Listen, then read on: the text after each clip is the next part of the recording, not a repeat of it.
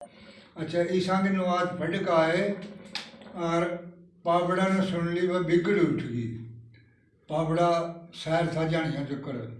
पाबड़ा बोले वह बिगड़ उठ गई, चलो कनो ताला में 3 कोस था। अच्छा कनो में छाई में आ गए और अपने बडेरे बाबा स्माइल और मेरे बाबू और मेरा आका बख्शो और मेरे दादा तो मिल रहा था उस वक्त। अच्छा क्या काम करे, बोले भाई छाई में पाबड़ा के हरे शहर और भाई एकदम कलाटा मिच गया पड़ा तो 15 ग्राम है। सारी जनानी छरेट ऊपर कोठा पे बैठ गए।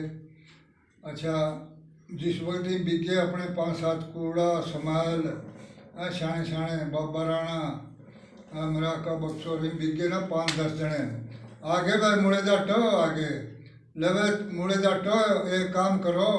बोला के भाई बिगड़ उठ गई डालोगे। बाबा स्माइल बोला भाई बिगड़ी से पास आओगे से पास हमारा घर से हमारे 15 घर मर लेगे ना फिर तारक नहीं जान जाएंगे, नहीं जे जान नहीं जाएंगे हमें। आज शाबाश है फिर तो भाई ठीक है, शाबाशी भी ले ली थी भाई। देख भाई तेरी बात हम सारी मानना। ये बोलना क्यों